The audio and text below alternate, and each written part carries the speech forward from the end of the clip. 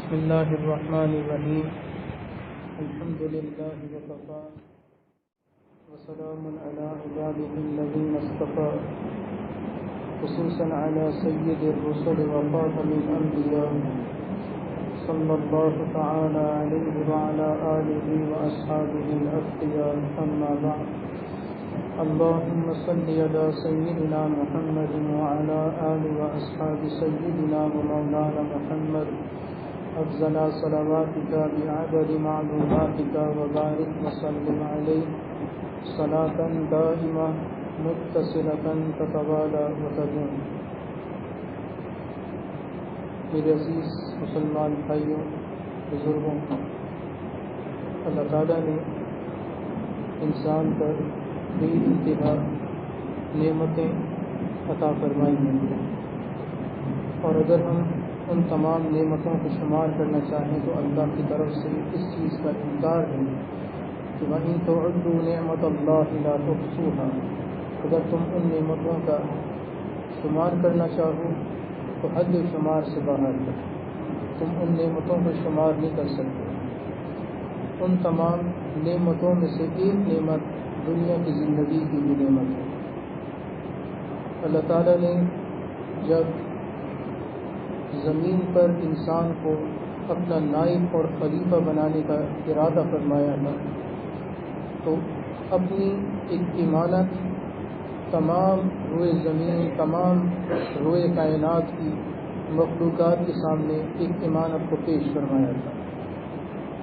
اور اس کے لیے اللہ تبارک و تعالی نے قرآن مجید میں یہ واقعہ ارشاد فرمایا کہ اِنَّا عَرَضْنَا الْأَمَانَةَ عَلَى السَّمَاوَاتِ وَالْأَرْضِ وَالْجِبَالِ، کہ جب ہم نے پیش کی امانت کو آسمانوں، زمینوں اور پہاڑوں کے سامنے، فَأَبَيْنَ أَن يَحْمِلْنَهَا، تو اس امانت کا بوجھ اٹھانے سے ان تینوں مخلوقات میں، جو کہ مخلوق ہونے کے اعتبار سے بڑی عظیم مخلوقات ہیں، کہ اس میں زمین، آسمان اور پہاڑ یہ مضبوط ترین مخلوقات میں سے ہیں، انہوں نے اس بار امانت کو اٹھانے سے انکار کیا. وَحَمَلَهَا الْإِنسَانُ، لیکن انسان نے اس امانت کے بوجھ کو اٹھانے کا اقرار کر دیا. إِنَّهُ كَانَ ظَلُومًا جَهُولًا، اللہ تعالیٰ فرماتا ہے کہ انسان بہت ہی بھولا تھا، بہت ہی نادان تھا، اسے نہیں پتا تھا کہ یہ امانت کا بوجھ کتنا ہے، لیکن اس نے پھر بھی اس بار امانت کو اٹھا لیا. إِنَّهُ كَانَ ظَلُومًا جَهُولًا. تو یہ بار امانت کیا تھی؟ حضرت امام فخر الدین رازی رحمہ اللہ تعالی تفسیر کبیر میں فرماتے ہیں کہ اس بار امانت سے مراد یہ ہے کہ اللہ نے انسان کو اپنا خلیفہ بنایا ہے اس دھرتی پر. یہ دنیا کی زندگی یہ انسان کے لیے ایک نعمت ہے، اور یہ نعمت اللہ کی طرف سے خلافت یا اشرف المخلوق ہونے کے اعتبار سے عطا کی گئی. جب بھی کوئی چیز نعمت کے طور پر کسی کو دی جائے تو پھر دینے والا اس کا حساب کتاب بھی دیتا ہے، وہ اس کا حساب دیتا ہے. لہذا حدیث نبوی صلی اللہ علیہ وسلم، حضور نبی کریم صلی اللہ علیہ وسلم سے روایت ہے، فرماتے ہیں کہ قیامت کے روز بنی آدم کے قدم نہیں ہل سکیں گے اپنی جگہ سے یہاں تک کہ اس سے 5 سوالات پوچھ لیے جائیں، اور وہ 5 سوال کی جب تک جواب نہ دے دے قدم ہل نہیں سکتے. پہلا سوال کہ جو تجھے زندگی دی گئی تھی اسے کن کاموں میں بسر کیا ہے. دوسرا سوال کہ جو عمر تمہیں دی گئی تھی اس عمر کو کہاں کھپایا. تیسرا سوال کہ جو ہم نے تمہیں مال دیا تھا وہ کہاں سے کمایا. چوتھا سوال کہاں خرچ کیا. اور 5واں سوال کہ جو تم نے علم حاصل کیا تھا اس پر خود کتنا عمل کیا. تو یہ 5 سوال انسان سے جب تک پوچھ نہ لیے جائیں اور جواب نہ لے لیا جائے تب تک اس انسان کے قدم ہل نہیں سکتے. تو اس سے علامت اور اشارہ یہی ہے کہ اللہ تبارک و تعالی اس زندگی کو گویا کہ ادھار کی زندگی فرما رہا ہے کہ یہ زندگی ایک ادھار ہے، ایک امانت ہے، اور اس ادھار کو واپس لیا جائے. جب کوئی ادھار دیا جاتا ہے تو پورا جب تک نہ لے لیا جائے تب تک وہ امانت داری نہیں کہلاتی، اور جب پورا لے لیا جائے تو یہ تب امانت داری. اگر اس میں رائی اجانے کے برابر بھی کمی کوتاہی رہ جائے تو دینے والا شخص اس امانت جس کو دی گئی ہوتی ہے اس کو خائن تصور کرتا ہے کہ تم نے میری امانت میں خیانت کی. اللہ تبارک و تعالی نے انسان کو یہ زندگی ایک ادھار کی صورت میں دی، اور اس کا حساب بھی لے. کیوں نہ لے کہ جب تک انسان کو اس ادھار اور اس امانت کا حق ادا نہ کرنے کے اوپر دیکھ لیا جائے تب تک اللہ کو کیسے یقین ہوگا کہ یہ میرا بندہ ایمانت دار ہے. انسان ہونے کے اعتبار سے ہم سب اللہ کی دی ہوئی اس امانت میں ایمانت دار اسی وقت تصور کیے جائیں گے کہ جب ہم اس کا حق ادا کریں. اللہ نے ہمیں جسم کی صورت میں ایک نعمت دی ہے، امانت دی ہے. اس امانت کو تطرف کرنے سے روکا ہے، منع کیا گیا کہ اس امانت میں خیانت نہ کرو. خودکشی اسی لیے منع کی گئی کہ اس میں اللہ کی دی ہوئی امانت میں تطرف کیا جاتا ہے. اپنے آپ کی جان کو مار، اپنے آپ کو نقصان پہنچانے سے اسی لیے منع کیا گیا ہے کہ یہ زندگی ایک امانت، یہ جسم ایک امانت. اس سے اگر ہم آگے بڑھیں تو ہماری آنکھ ایک امانت ہے. اس امانت میں اگر ہم ایسی منظر دیکھنے کی طرف اس آنکھوں سے متوجہ ہوں جو اللہ کی طرف سے حکم ہو کہ اسے دیکھا جائے اور اس کے دیکھنے سے اللہ راضی ہوتا ہو، جیسے کہ خانہ کعبہ کو دیکھا جائے تو اس سے اللہ کی رحمت اس کے دیکھنے والے کو عطا ہوگی. اپنے والدین کے چہرے کو دیکھا جائے تو اس سے اللہ کی رحمت اس دیکھنے والے کو نصیب ہوتی ہے. تو جب تک یہ چیزیں دیکھی جائیں، قرآن مجید کو دیکھا جائے تو اس سے اللہ کی رحمت دیکھنے والے کو نصیب ہوتی ہے. تو یہ اللہ کی اس دی ہوئی نعمت کا حق کے شکر ہے، اور جو کہ اللہ کو پسندیدہ ہے اللہ یہی چاہتا ہے. اور اس کے برعکس ان چیزوں یا ان منازل کی طرف نگاہ اٹھائیں جہاں سے اللہ نے روکا ہو تو اس امانت میں خیانت ہوتی. کان بھی اللہ کی دی ہوئی ایک نعمت ہے. اچھی آواز سنیں گے تو اس نعمت میں امانت داری، بری آواز کی طرف لپکیں گے تو پھر خیانت ہے. زبان ایک نعمت ہے، اچھا بولیں گے، اچھی آواز سے بولیں گے. قرآن مجید کی تلاوت اچھے انداز سے کرنا یہ بھی ایک مستقل نیکی ہے. قرآن مجید کی تلاوت کرنا ایک نیکی ہے، لیکن اس سے خوبصورت آواز کے ساتھ بولنا پڑھنا یہ اور مستقل نیکی ہے کہ اس سے اللہ خوش ہوتا ہے. چنانچہ یہ زبان کا حق شکر اور ایمانت داری ہوگا.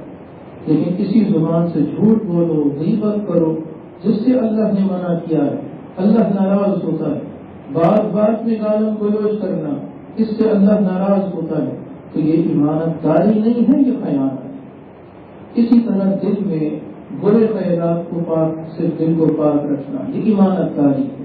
اور دل میں اسی قسم کے الٹے سیدھے خیالات کو دل میں جگہ دینا یہ خیانت ہوگی. تو جسم کے ہر حصے اور ہر اس کی ایک ایمانت ہے، اور وہ ایمانت اس دنیا میں گویا کہ ہم نے اس ایمانت داری کا حق ادا کرنا ہے.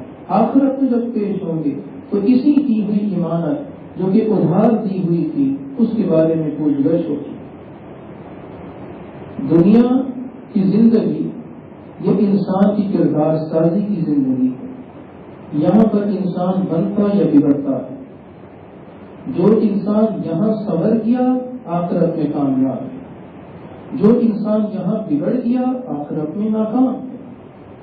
اس کی مثال یوں سمجھیے کہ جس طرح ماں کے پیٹ میں پلتا بچہ اگر تو دنیا میں پیدائش ہونے سے قبل اس میں کسی قسم کی کوئی کوتاہی رہ گئی، مثلا آنکھیں ٹھیک نہ کام کر رہی ہیں، ٹھیک ہے، اس کے اندر حس پیدا نہ ہو دیکھنے کی، کانوں کے اندر سننے کی حس نہ ہوئی ہو سکی ہو، یا زبان کے اندر قوت گویائی پیدا نہ ہو سکی ہو، تو دنیا میں پیدائش ہونے کے بعد اس بچے کے اندر یہ کمی رہ جائے گی۔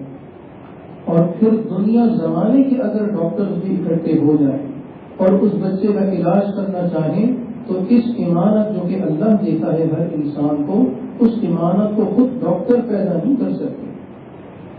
قوت گویائی اگر سلب ہو پیدا ہونے والے بچے کی تو اس بچے کے اندر قوت گویائی کوئی ڈاکٹر نہیں پیدا کر سکتا، کیونکہ اللہ نے روک لی۔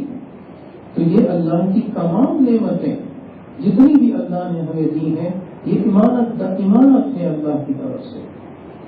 تو دنیا میں آنے سے پہلے اگر اس بچے کی کوئی کمی رہ گئی تو دنیا میں آنے کے بعد اس کی وہ کمی کو پورا نہیں کیا جا سکتا۔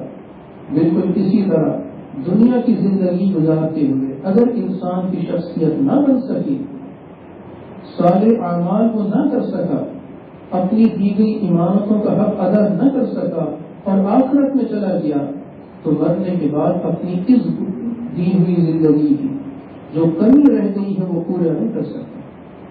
لہذا آخرت کی زندگی میں سے قبل انسان کو اس زندگی میں دی گئی ایمانتوں کو پورا کرنا ہے۔ اسی لیے کہا گیا کہ اگر کسی دیا گیا کوئی ایمانت ہو کسی شخص کی طرف سے تو اس کو پورا واپس کرو۔ حضور صلی اللہ علیہ وسلم نے فرمایا تھا کہ لا ایمان لمن لا امانت له، اس شخص کا ایمان نہیں ہے جس کے اندر امانت داری کی صفت نہیں ہے، جس کے اندر امانت داری میں بہتان ہے، جو خائن ہے۔ حضور صلی اللہ علیہ وسلم نے فرمایا تھا کہ مسلمان کے اندر ہر بری خصلت پیدا ہو سکتی ہے، ہر بری خصلت انسان کے اندر آ سکتی ہے سوائے دو خصلتوں کے، ایک خائن نہیں ہو سکتا اور ایک جھوٹا نہیں ہو سکتا۔ یہ دو خصلتیں کسی انسان کے اندر نہیں آ سکتی مسلمان کے اندر۔ تو گویا کہ یہ دو خصلتیں نفاق کی صفات ہیں، یہ منافق کی علامات ہیں۔ حضور نبی کریم صلی اللہ علیہ وسلم نے منافق کی 3 علامات فرمائی ہیں۔ بات کرے تو جھوٹ بولے، وعدہ کرے تو وعدے میں پاسداری نہ کرے، خلاف ورزی کرے، وعدہ توڑ، اور اگر امانت رکھی جائے اس کے پاس تو اس میں خیانت کا مرتکب ہو۔ تو یہ 3 علامات منافق کی فرمائی گئی۔ تو یہ ایمان کی علامت ہوگا کہ انسان اپنی دی گئی ایمانتوں کا حق ادا کرے۔ ہمارے بزرگوں اور اسلاف نے اس دی گئی ایمانت کو اپنے عمل سے سمجھایا ہے۔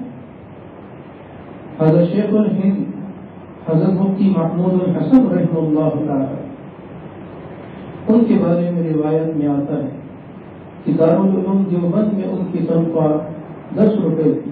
اس زمانے کی تنخواہ 10 روپے بہت تھی۔ حضرت جوانی سے لے کر بڑھاپا گزر گیا، بڑھاپا آ چکا ہے اور حضرت کی تنخواہ 10 روپے ہی۔ تو منتظمین حضرات نے آپس میں یہ صلاح مشورہ کیا کہ بھی حضرت اتنی عرصے سے یہاں تدریس فرما رہے ہیں اور حضرت کی ہم نے ابھی تک احترام نہیں کیا تھا، تو یوں کرنا چاہیے کہ حضرت کی تنخواہ بڑھائی جائے۔ لیکن صلاح مشورے میں یہ بات طے ہوئی کہ اگر ہم حضرت کی بڑھائیں گے تو پھر حضرت کبھی بھی نہیں مانیں گے۔ تو کرنا یوں چاہیے کہ ہم منتظمین حضرات کی اور مدرسین کی تنخواہ کو بڑھا دیں۔ جب سب کی تنخواہ بڑھے گی تو حضرت کو بھی علم ہو جائے گا کہ بھئی سب کی بڑی ہے تو چلو میری بھی بڑھ گئی، حضرت کی طبیعت پر گرا نہیں بڑھے۔ تو حضرت کی بڑھانے کے لیے انہوں نے اور مدرسین کی تنخواہ بھی بڑھائی۔ حضرت کی تنخواہ 15 روپے مقرر، 5 روپے بڑھ گئی۔ جب حضرت کو پتہ چلا کہ ان کی تنخواہ 15 روپے ہو گئی تو حضرت فوراً منتظمین کے پاس تشریف لایا اور ان سے فرمایا کہ بھئی آپ نے مجھ پر یہ ظلم کر دیا ہے۔ حضرت آپ پہ ظلم کیسے؟ تو فرمانے لگی بھائی بات یہ ہے، میں جوان تھا تو 10 روپے کا حق ادا کرتا تھا، میں بچوں کو پوری ان پٹ دیا کرتا تھا، پوری محنت لگا دیا کرتا تھا، اپنی پوری توانائی ان کی پڑھانے میں لگاتا، گویا کہ یوں سمجھے جس طرح ایک ٹیچر ہوتا ہے اپنے بچوں کے کانسیپٹس کو کلیئر کرنے کے لیے پوری محنت لگاتا ہے، اپنا خون پسینہ ایک کر دیتا ہے۔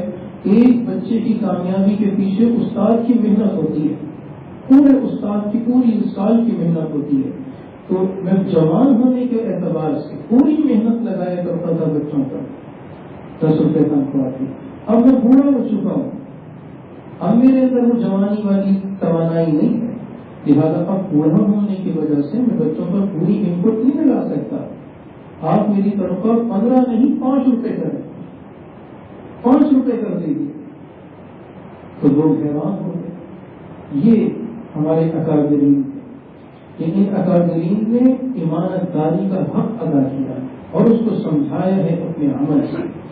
حضرت تھانوی رحمہ اللہ تعالیٰ کسی مقام پر آپ تبلیغ کے سفر سے تشریف لے گئے، واپسی پر جو وہاں کے منتظمین حضرات تھے انہوں نے حضرت کی خدمت میں گنوں کا ایک بنڈل جو ہے وہ ہدیے کے طور پر پیش کر دیا۔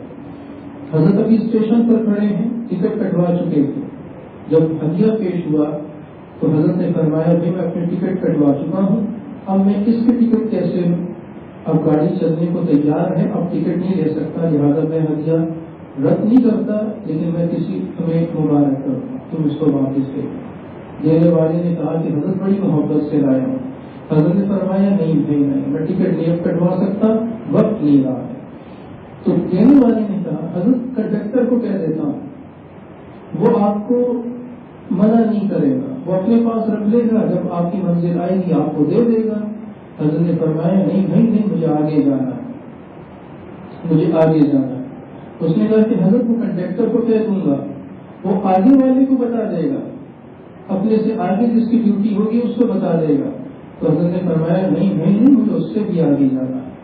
تو کہنے والا سمجھ گیا کہ حضرت کی مراد یہ ہے کہ بھائی ہم نے آخرت میں پیش ہونا ہے، ہم جھوٹ بول کر جائیں، ہم دھوکہ دے کر جائیں کہ جی ہم نے ٹکٹ صرف اپنی کٹوائی تھی، ہم نے گنوں کی تو نہیں کٹوائی تھی۔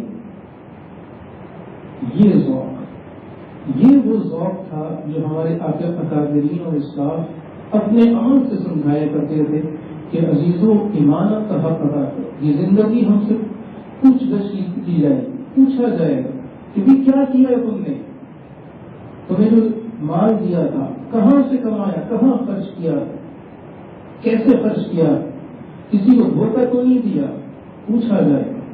حضرت تھانوی رحمہ اللہ تعالیٰ کے پاس ان کے ایک خلیفہ دور کسی شہر سے تھانہ بھون آئے، ان کو جو ٹکٹ ملا وہ تھانہ بھون سے پہلے اسٹاپ تک کا ملا، وہاں تک کا ملا۔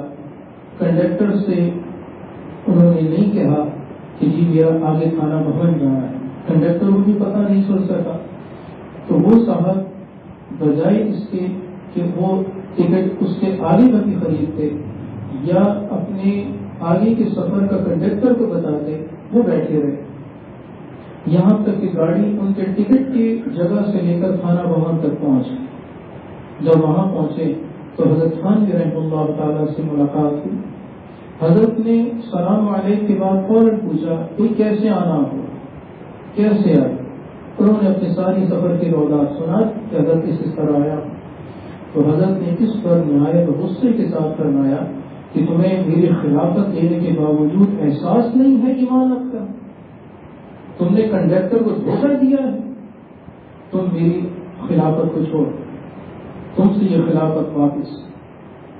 اتنی باریک بات جس کو عام طور پر لوگ کچھ نہیں سمجھتے، کہتے کہ کیا ہو گیا اگر ہم نے کسی کا کچھ حق مار لیا۔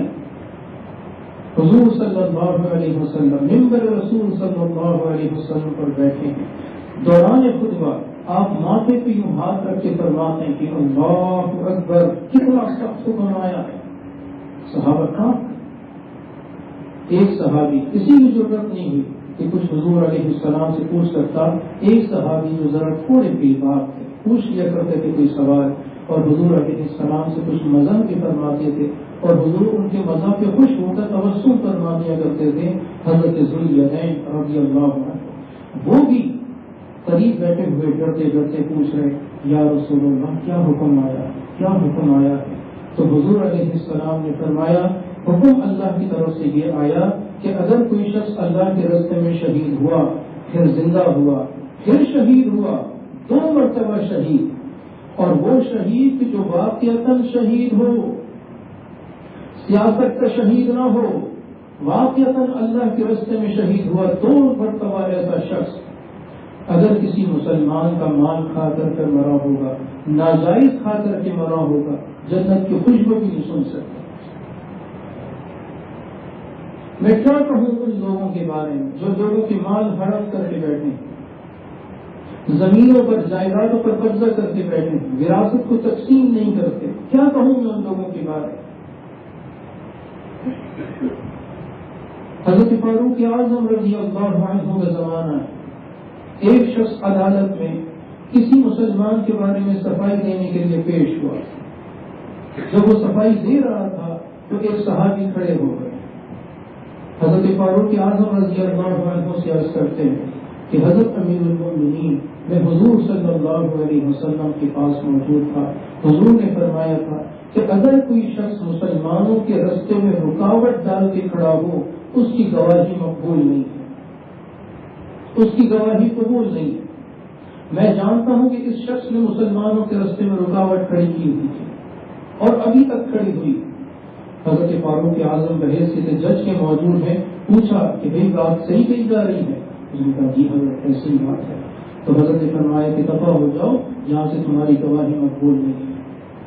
اندازہ کیجیے، اتنی باریک بات ہے جس کی طرف عام طور پر توجہ نہیں دی جاتی۔ رستے میں موٹر سائیکل کھڑی کر دی گئی، مسلمانوں کے راستے میں رکاوٹ کھڑی ہو رہی ہے۔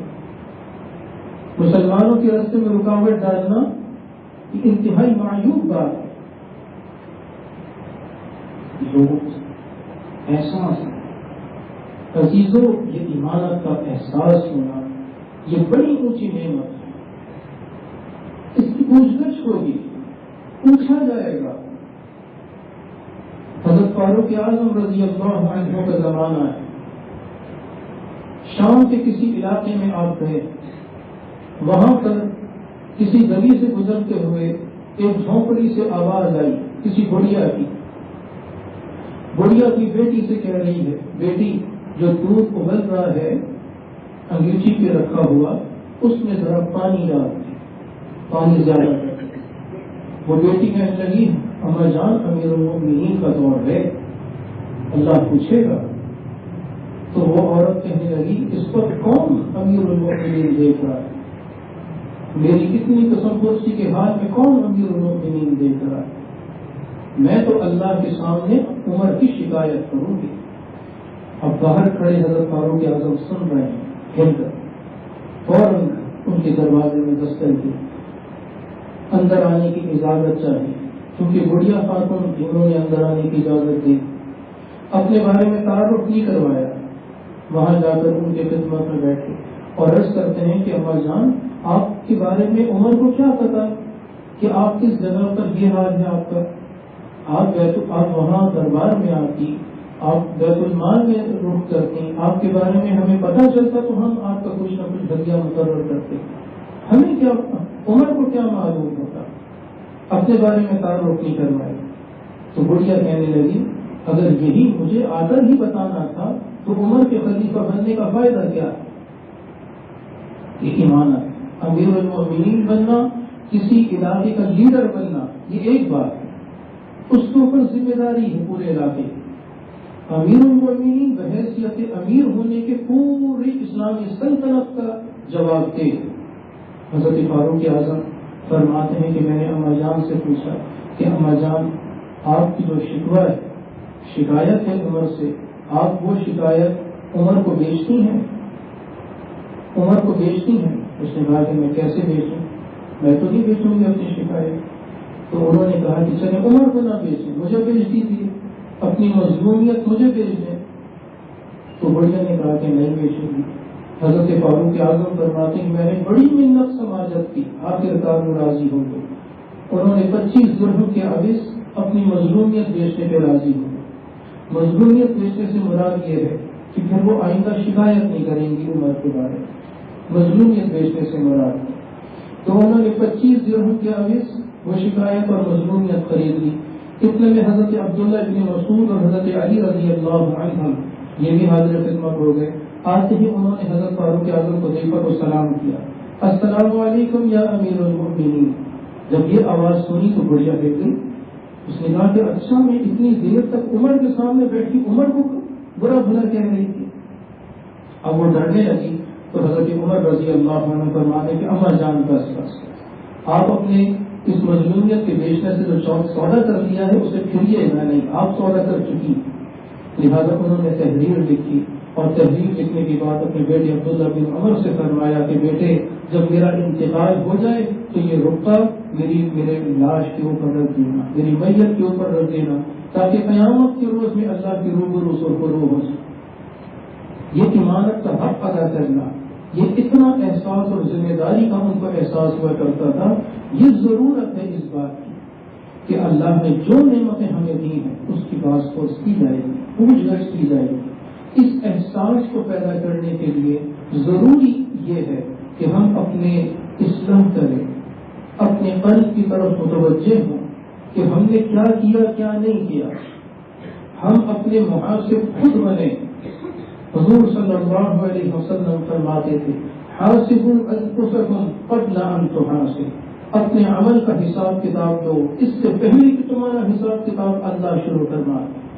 قیامت کے روز اللہ شروع فرما دے، اس سے پہلے اپنا خود محاسب بن جاؤ. ہم اپنا حساب کتاب خود کریں، ہم یہ دیکھیں کہ ہم نے کیا کیا کیا نہیں کیا.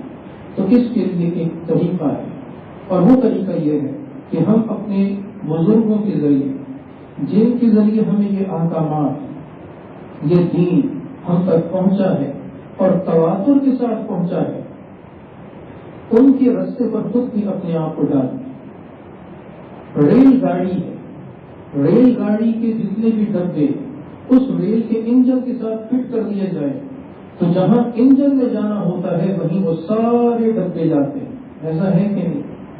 بالکل اسی طرح اگر ہم اپنی اس جسم کے ڈبے کو کسی اللہ والے کے سپرد کر دیں جو کہ انجن ہو اور وہ انجن تواتر کے ساتھ سلسلہ بسلسلہ حضور نبی کریم صلی اللہ علیہ وسلم کی شخصیت سے جڑا، جب وہ ان کے ساتھ جڑا ہے تو ہمارے جڑنے کی وجہ سے ہم بھی جناب نبی صلی اللہ علیہ وسلم سے جڑ جائیں اور جہاں حضور جائیں گے ہم بھی وہاں جائیں گے. اور ہم سب کا عقیدہ ہے کہ حضور صلی اللہ علیہ وسلم جو بحیثیت وجہ کائنات ہونے کے کہ اگر وہ نہ ہوتے تو ضرور زمین نہ ہوتی، کائنات کا کوئی چیز نہیں ہوتی. جنت انہی کے لیے بنائی گئی ہے، وہ جائیں گے تو جنت کھلے گی، جنت کا دروازہ کھلے گا. لہذا ہم بھی وہیں جائیں گے جہاں حضور جائیں.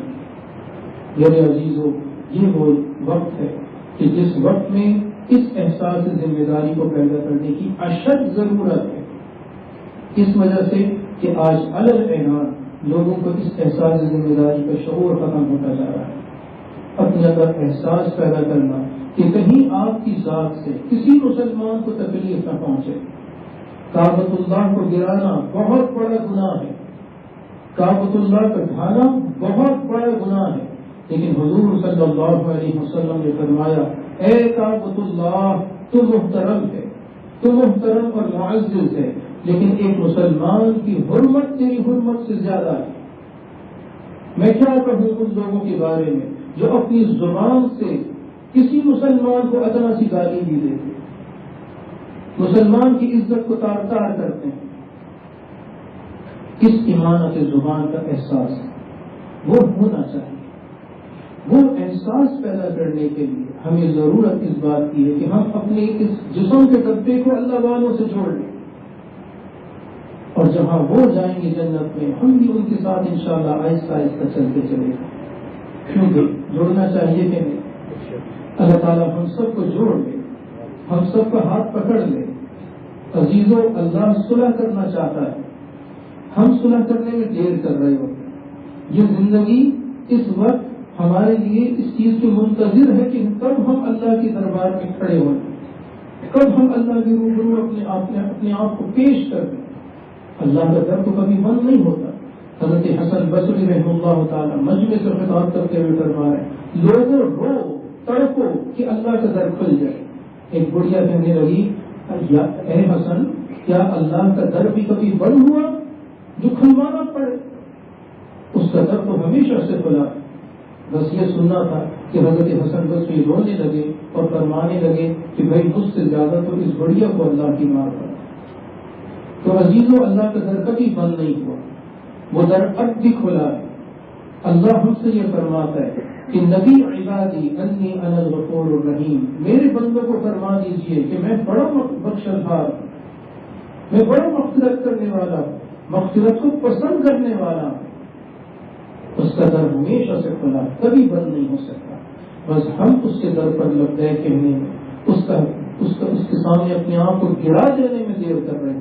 بس تو یہ وقت ہے کہ اس زندگی میں ایمانت کا احساس پیدا کرنے کے لیے، اپنے آپ کو صالحین کے طبقے میں شمار کروانے کے لیے، خود نیک بننے کے لیے ہم اپنے آپ کو اللہ کے دربار میں گرا دیں.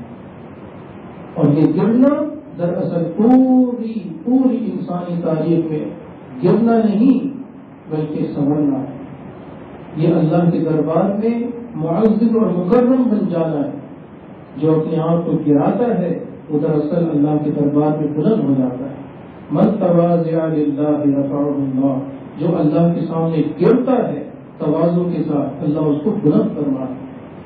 تو حقیقت میں یہ توبہ اللہ کو بڑی پسند ہے. توبہ کریں، اپنی تمام پچھلی زندگی پر نادم ہے، آنسو بہائیں اور اللہ سے یہ کہیں کہ یا اللہ آج اور آج سے پہلے تیری نافرمانی کی، تجھے ناراض کیا ہے، آج اور آج کے بعد تجھے فرما برداری سے راضی کر. تجھے راضی کرنے کی ایک دھن سوار رکھیں گے. جس شخص کو یہ دھن سوار ہو جائے اللہ تعالیٰ لازمی اس کو ایک ہی قدم پر نصیب فرمانا شروع کر دیتے ہیں. یہ دور تو ایسا ہے عزیزوں کہ اس دور میں اللہ کی رحمت انتہائی سستی ہو چکی ہے. 1857 کی جنگ آزادی میں کسی مرتے ہوئے انگریز کو بھی کسی سو کروڑ مسلمان نے، جو نام کا صرف مسلمان تھا، اس نے اگر مرتے انگریز کو پانی بھی پلا دیا تھا اور وہ بچ گیا، تو بچنے کے بعد جب وہ اقتدار میں آئے ہیں انگریز، تو ایسے مسلمانوں کا انہوں نے کتنا احسان مند ہوئے. جاگیریں الاٹ کی. یہ مرزا غلام قادیانی جس نے دعوی نبوت کیا تھا اور یہ ایک قادیانی فرقہ جس نے بنا دیا اور یہ قادیانی کفر کی حد تک پہنچا دیا، یہ اس کا باپ کیا تھا؟ اس کے بعد غلام مصطفیٰ نے انگریزوں کے لیے 50 گھوڑے مہیا کیے تھے. کس لیے؟ تاکہ مسلمانوں کو کچھ لو، مسلمانوں کو نقصان پہنچاؤ. تو اس شخص کے لیے انگریزوں نے پھر کتنا اس کو نوازا اور آج تک اس کو نواز رہے، خود کاشتہ پودا بنا دیا اس کو کہ قادیانی مذہب کے روپ میں نمودار ہوئے اور مسلمانوں کے صفوں میں گھس کر مسلمانوں کو نقصان پہنچا رہے ہیں.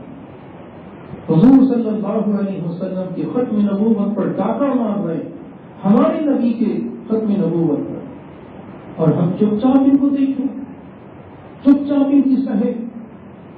حضور صلی اللہ علیہ وسلم کی ختم نبوت اتنا عظیم کاز ہے، اتنی عظیم مقصد ہے کہ اس کے لیے تو صحابہ کرام نے اپنی جانوں کے نذرانے لٹائے ہیں. اور ہم ان لوگوں کو برداشت کریں، ان کی سہیں. ہمارے اندر یہ احساس ہونا چاہیے کہ اللہ کے نبی صلی اللہ علیہ وسلم بھی ہمارے لیے ایک بہت بڑی نعمت ہے.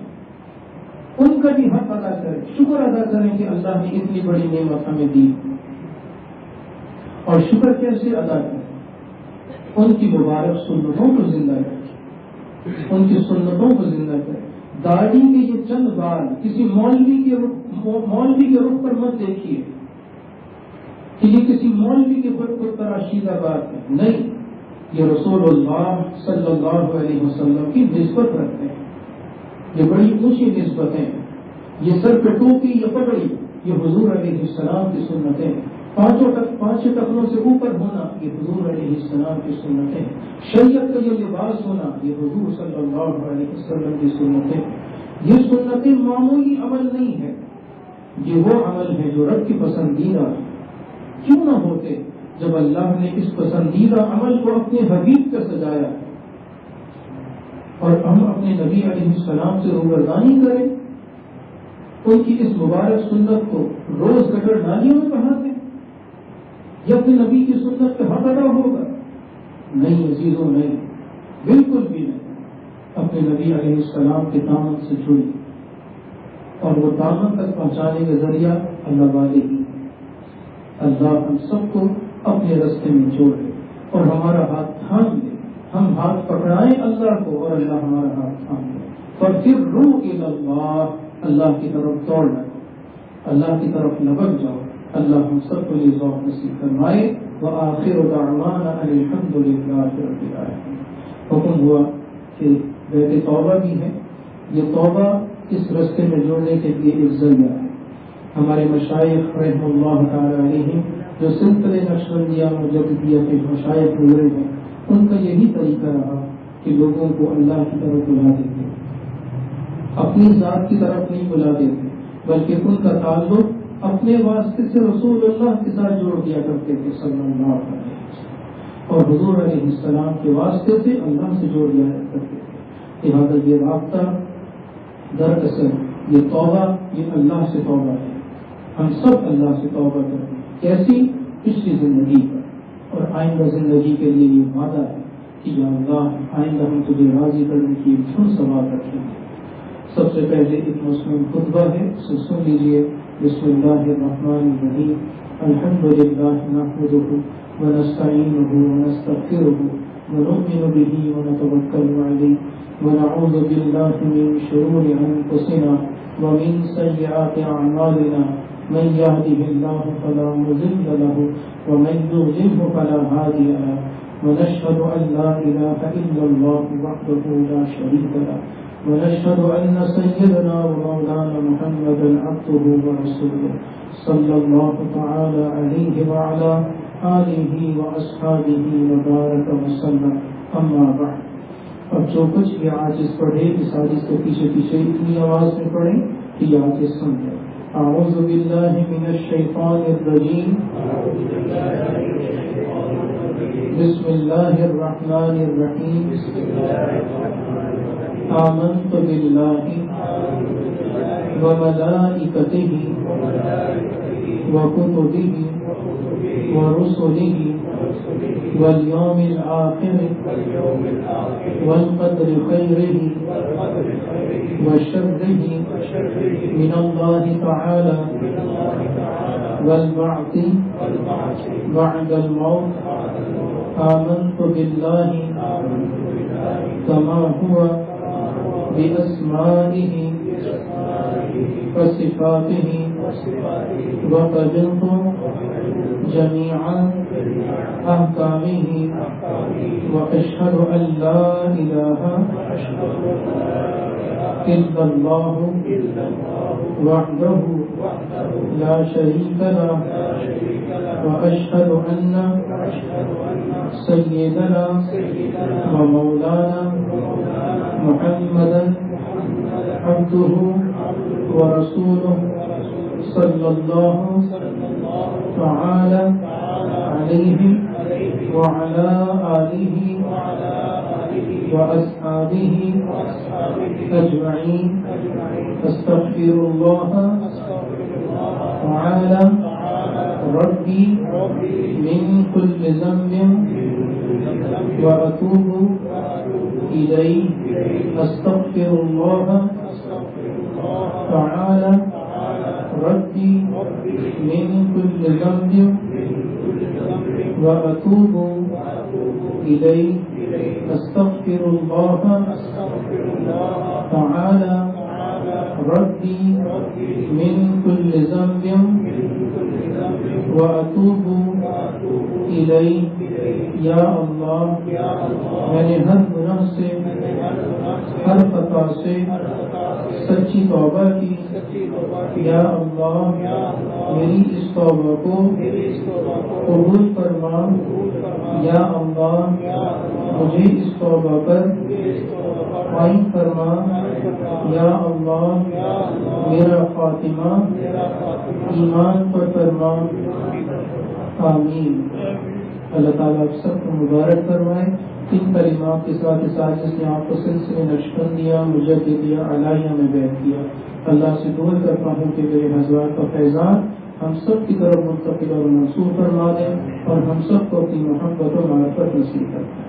کپڑا چھوڑ دیجیے، جو حضرات نئے داخلے سلسلہ ہوئے ہوں وہ اپنا وظیفہ سن لیں کہ 5 وقت کی نماز کو اول وقت میں ادا کرنا ہے۔ اگر کوئی نماز پچھلی زندگی میں قضا ہے تو اس کو جلد از جلد ادا کرنے کا اہتمام کیجیے۔ یہ اللہ کی طرف سے ہم پر واجب ہے، یہ ہم پر قرض کی صورت میں واجب الادا ہے۔ جب تک ہم اس کو ادا نہیں کرتے پچھلی نمازوں کو تو وہ واجب الادا ہونے کی حیثیت سے ہمارے اوپر سوار ہے، ہماری گردن پر سوار ہے، اور جو اس میں تاخیر ہو رہی ہے ویسے ویسے اس میں گناہ میں اضافہ ہو رہا ہے۔ لہٰذا جلد از جلد اس کے ادا کرنے کا اہتمام رکھیں۔ اور دوسرا یہ کہ 5 وقت کی نماز کو اول وقت میں ادا کیجیے۔ تیسرا یہ کہ قرآن مجید کی تلاوت کا اہتمام رکھیں، جتنی آسانی کے ساتھ آپ روز قرآن پڑھ سکیں اس کا پڑھنے کا معمول ہو۔ یہ اللہ کا کلام ہے اور اس کلام کے پڑھنے کی بڑی تاثیر ہے، گھروں میں تاثیر ہے، گھروں میں خیر و برکت کا نزول ہوتا ہے۔ جہاں قرآن مجید رکھا ہوتا ہے وہاں اس کی رحمت کا نزول رہتا ہے۔ لہذا آپ کے گھروں میں قرآن پڑھا ہے، اسے پڑھیں بھی صحیح، صرف پڑھا نہ رہنے دیں، اس کو پڑھیں بھی صحیح۔ اس کو پڑھنے کا طریقہ سیکھیے، علماء صلحاء کے ساتھ اپنا رابطہ بحال کریں۔ چوتھا یہ کہ 3 تسبیحات، استغفار، درود شریف اور تیسرا کلمہ۔ استغفار 100 مرتبہ، درود شریف 100 مرتبہ اور تیسرا کلمہ 100 مرتبہ۔ یہ پڑھنے کا معمول صبح و شام رکھیں، ایک ٹائم فجر کی نماز کے بعد اور دوسرے ٹائم مغرب کی نماز کے بعد یہ پڑھ لیا کریں تسبیحات۔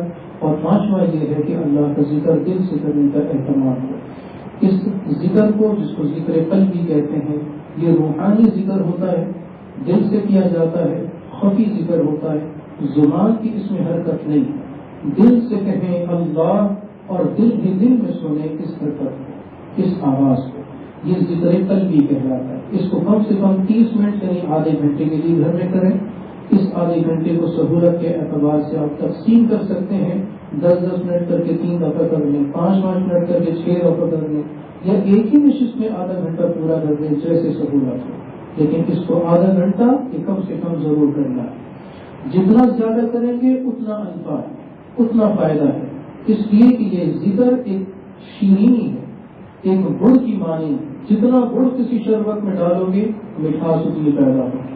اسی لیے یہ ذکر جتنا کیا جائے گا اتنے شخصیت سازی ہوگی، اتنا کردار ہوگا، اتنی رب کی معرفت ہوگی، اتنے حضور صلی اللہ علیہ وسلم سے محبت میں اضافہ ہوگا۔ عجب بات ہے، تذکرہ کریں گے اللہ کا لیکن محبت بڑھے گی اللہ کی بھی اور رسول اللہ کی صلی اللہ علیہ وسلم۔ لہٰذا جتنا ہو سکے اس ذکر کو کریں۔ یہ کم سے کم آدھے گھنٹے میں کرنا ہے۔ عملی طریقہ اس کا کیا ہے کہ اپنے آپ کو بالکل ڈھیلا چھوڑیں، اپنے بدن کو، کوئی زبردستی جبر کرنے کی ضرورت نہیں، کوئی تسن و تکلف کی ضرورت نہیں۔ بس یہ ہے کہ اپنی گردن کو جھکائیں، آنکھوں کو بند کریں اور دائیں بائیں سے بالکل واقف یوں محسوس کریں کہ آپ کے دل کے مقام پر لفظ اللہ یہ لکھا ہے کہ اس میں ذات ہے پروردگار، اللہ آپ کے دل پر لکھا ہے۔ آپ کا روحانی دل بائیں بغل سے 6 انگل نیچے پہلو کی طرف، الٹے ہاتھ کے بغل سے 6 انگل نیچے پہلو کی طرف یہ مقام قلب ہے۔ یہاں یہ اس میں ذات لکھا ہے جس کی برکت سے یہ مقام قلب پاک صاف ہو کر اللہ کو محبت سے پکار کر اپنی آواز سے کہہ رہا ہے اللہ اللہ اللہ۔ دل سے کہیں اللہ اور دل ہی دل میں سنیں۔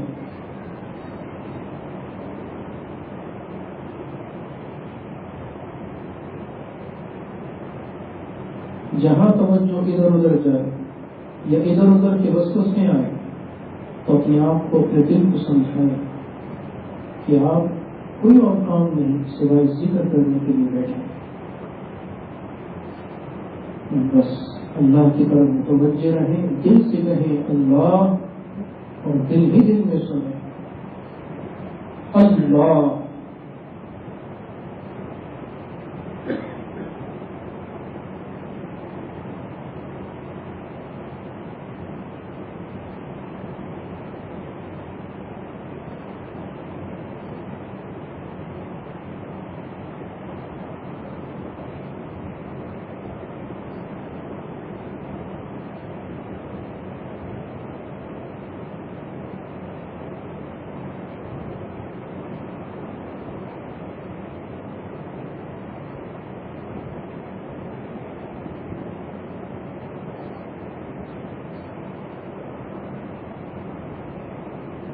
دل ہی دل میں اللہ سے یوں بھی کہیے، یا اللہ میں نے ساری زندگی تجھے ناراض کر دیا، یا اللہ مجھ سے اب تو راضی ہو جا، یا اللہ میں نے تجھے ناراض کیا، آئندہ نہیں ناراض کروں گا، اے اللہ تو مجھے معاف کرنا۔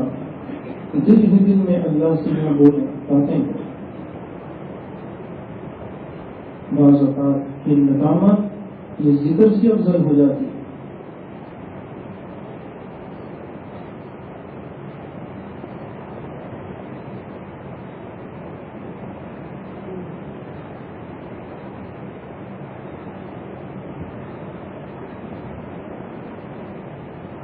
یہ سمجھیے کہ اللہ ہم سے ناراض ہے، ہم اس کو راضی کریں، اس کے نبی ہم سے ناراض ہے، ہم ان کو راضی کریں۔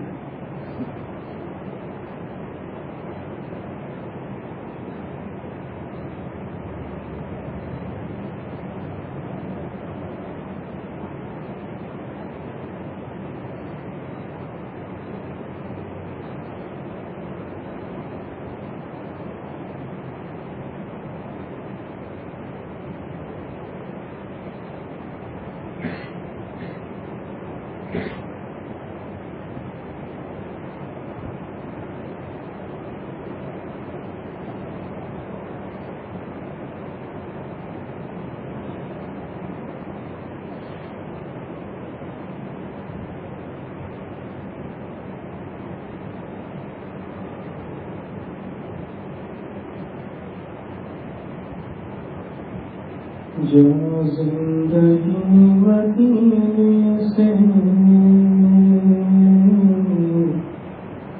جو زندگی مدینے سے جھونکی ہوا پلا،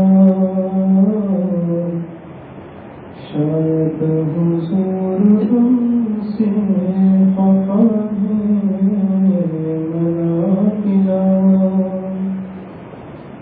کچھ ہم ہی اپنا چہرہ باطن سنوار لیں، ابو بکر سے کچھ آئینے صدق و وفا کیا، جا زندگی مدینے سے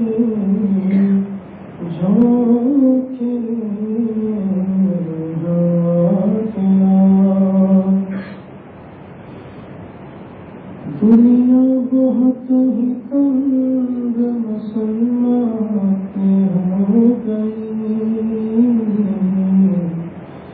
فاروق کے زمانے کے نقش اٹھا کے شاید حضور تم سے خفا ہے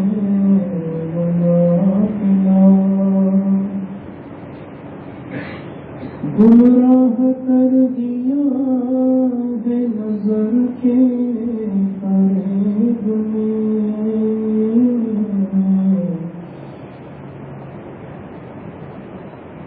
اس آسمان سے کچھ سایے شرما حیات شاید حضور ہم سے خفا ہے بنا کلا مغرب میں مار مارا پھر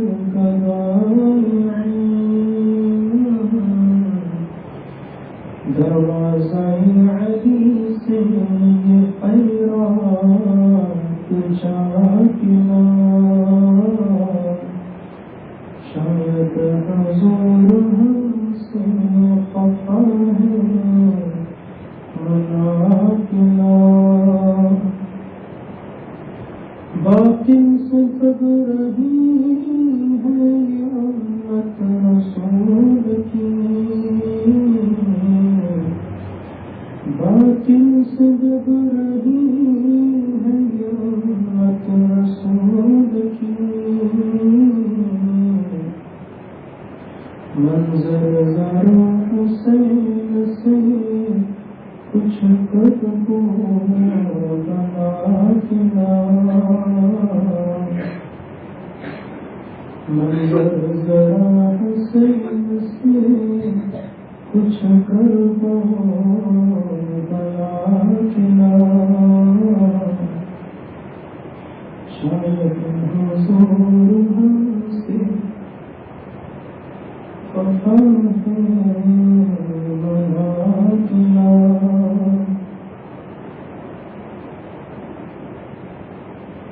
اللہ اللہ اے میرے اللہ اے ہمارے پروردگار اے ہمارے پالنہار اے ہمارے آقا اے ہمارے مالک اے ہمارے رازق اللہ اللہ اللہ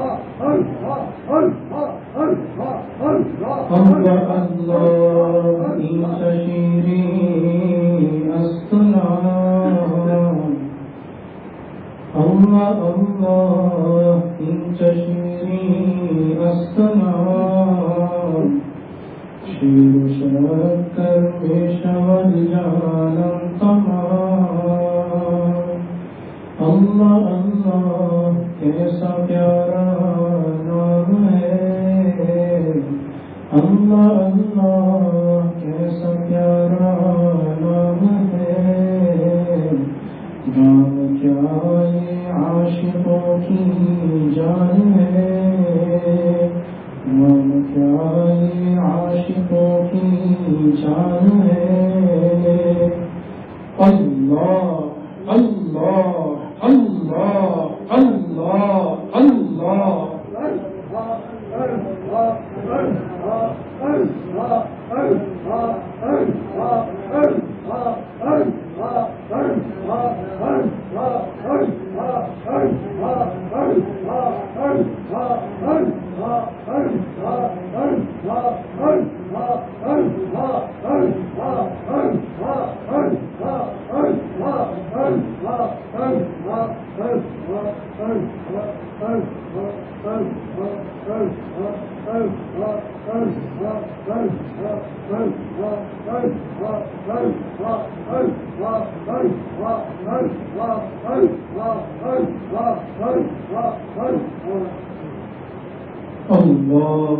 اللہ اللہ لا الہ الا اللہ محمد رسول اللہ صلی اللہ علیہ وسلم بسم اللہ الرحمن الرحیم الحمد للہ رب العالمین والصلاة والسلام علی اشرف الانبیاء والمرسلین سیدنا ومولانا محمد وآلہ واصحابہ اجمعین اللهم يا رب بجاه نبيك المصطفى ورسولك المرتضى طاهر قلوبنا اللهم طاهر قلوبنا من كل وصف يباعدنا عن مشاهدتك ومحبتك وأمتنا على السنة والجماعة والشوق إلى لقائك يا ذا الجلال والإكرام اللهم صل على بدر التمام اللهم صل على نور الظلام اللهم صل على مفتاح دار السلام اللهم صل على الشفيع في جميع الأنام اللهم لا تدع لنا ذنبا إلا غفرته ولا هما إلا فرجته ولا دينا إلا قضيته ولا مرضا إلا شفيته ولا حاجة من حوائج الدنيا والآخرة إلا قضيتها يا أرحم الراحمين اے اللہ ہم سب کی تمام نیکیوں کو قبول فرما دے اے اللہ پیشہ جیسے ہم کمزور ہیں ہماری نیکیاں بھی کمزور اے اللہ کو اپنے فضل سے قبول فرما دے ہماری تمام اعمال سیئات و گناہوں کو درگزر فرما دے آئندہ گناہوں سے حفاظت نصیب فرما دے ہماری آنکھوں کو بد نظری سے محفوظ فرما ہماری زبانوں کو غلط بولنے سے محفوظ فرما کانوں کو غلط سننے سے محفوظ فرما ہمارے دل کے رگ و ریشے کی حفاظت فرما ہر قسم کے برے تصورات سے دل کو پاک فرما ہمارے سینے کو کینے سے پاک فرما تقویٰ کی اعلیٰ پوشاک عطا فرما سر سے لے کر پاؤں تک اپنی اطاعت کی عزت نصیب فرما اور معصیت کی ذلت سے محفوظ فرما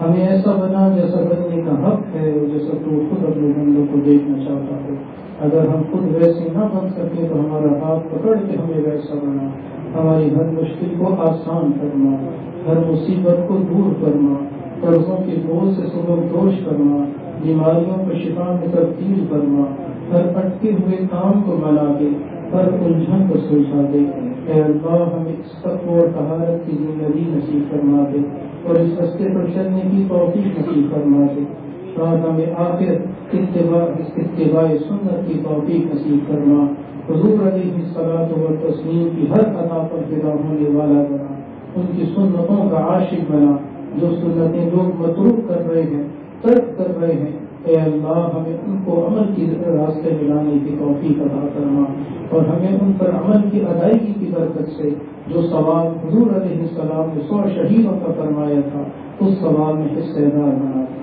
اس ثواب میں شریک فرما دے اس بشارت کا مزداد بنا دے اے اللہ ہم سب کے حال پہ رحم فرما قوم کے حال پہ رحم فرما ملت اسلامیہ کے حال پہ رحم فرما جہاں کہیں مسلمان مظلوم ہیں ان کی دستگیری فرما بالخصوص کشمیر و فلسطین کے مسلمانوں پہ رحم فرما برما اور شام کے مسلمانوں پہ رحم فرما جہاں کہیں مسلمان مظلوم ہیں ان کی داد رسی فرما کفار مشرکین ان کے اعوان اور انصار کو ہر محال پر شکست سے پاش دے اور ان کے ظلم و ستم کو انہی کی طرف پھیر دے ہمیں نہ ظالم بنا نہ مظلوم بنا ہم مسلمانوں کو نہ ظالم بنا نہ مظلوم بنا یا اللہ جس کافر کی زندگی میں اس کی قسمت میں ہدایت ہے تو جلد از جلد اسلام کے دائرے میں داخل فرما اور جس کی قسمت میں ہدایت نہ ہو تو اس کی حکمت میں ہدایت کو لکھ دے اور کسی کو بھی جہنم کا ایندھن نہ بنا. ہم میں سے ہر ایک کی گردن کو جہنم سے چھڑا دے. اے اللہ تو ہم سب سے راضی ہو. ہم سب کے گھروں کو آفات سے بلیات سے محفوظ کرنا, حرج سرد سے محفوظ کرنا, آسیب کے خطرات سے محفوظ کرنا. جن جن بھائی بہنوں نے دعاؤں کے لیے کہا چاہا سب کی دعاؤں کو پورا کرنا, قسمتوں کو اچھا کرنا, عقائد کی اصلاح کرنا, اعمال کو سنت کے مطابق کرنا, حضور صلی اللہ علیہ وسلم کے اعمال کو اپنے اندر بسانے کی اور اپنے جسم میں سجانے کی توفیق نصیب فرما دے. ہماری معیشت کو سود سے پاک کرنا, ہماری معاشرت کو بہترین کرنا, ہمارے اخلاق و کردار کو اخلاق محمدیہ کا نمونہ بنا دے. اے اللہ ہمارے ان اٹھے خالی ہاتھوں کو اپنی رحمت سے بھر دے. ہم گویا کہ فقیر ہیں, ہماری اس ہاتھوں کو کاسا سمجھ کر اپنی مغفرت کی بھیک کو ڈال دے, اپنی رحمت کی بھیک کو ڈال دے. تو نے تو خود ہمیں فقیر کہا ہے, یا ایھا الناس انتم الفقراء الی اللہ. بے شک ہم انسان ہونے کے ناطے فقیر ہیں, لیکن فقیر بھی تو تو نے یہ فرمایا کہ انما الصدقات للفقراء, کہ صدقات تو ہوتے ہی فقیروں کے لیے ہیں. اے اللہ ہم در در مانگنے والے بھکاری نہیں ہیں, ہم صرف ایک ہی در اللہ کے در کے بھکاری اور فقیر ہیں. اے اللہ ہم اپنی محتاجی کو اس حاجت روا کے سامنے پیش کرتے ہیں, اس مشکل کشا کے سامنے پیش کرتے ہیں جس کے قبض قدرت میں پوری کائنات ہے. اے اللہ اپنی رحمت کے خزانوں سے ہمیں سیراب فرما دے. ہمارے ان اٹھے خالی ہاتھوں کو اور پھیلی خالی جھولیوں کو اپنی رحمت سے بھر دے, اپنے کرم سے بھر دے. یہ صدقہ نصیب فرما دے فقیر ہونے کی حیثیت سے. اے اللہ تو ہم سب سے راضی ہو جا, ہم سب سے راضی ہو جا. یا اللہ ہم سب سے راضی ہو. رضینا باللہ تعالی ربا وبالاسلام دینا وبمحمد صلی اللہ علیہ وسلم نبیا ورسولا. جزا اللہ عنا سیدنا و سندنا و مولانا محمدا ما هو اہلہ. اس مسجد کو آباد کرنا, اس کو آباد رکھنے والوں کو آباد کرنا, سب کو خیر و برکت سے نواز, سب کو خیر و برکت نصیب کرنا. یا اللہ ہم سب اپنے ایمان کو تیرے سپرد کرتے ہیں, تو اس کی نگہداشت کرنا, تو اس کی حفاظت کرنا اور نفس و شیطان کے بکھرے کانٹوں سے محفوظ فرما دے. وَأُفَوِّضُ أَمْرِي إِلَى اللَّهِ إِنَّ اللَّهَ بَصِيرٌ بِالْعِبَادِ بِأَلْفِ أَلْفٍ لَا حَوْلَ وَلَا قُوَّةَ إِلَّا بِاللَّهِ الْعَلِيِّ الْعَظِيمِ. وصلى الله وسلم على رسوله النبي الكريم وعلى آله وأصحابه أجمعين. آمين برحمتك يا أرحم الراحمين.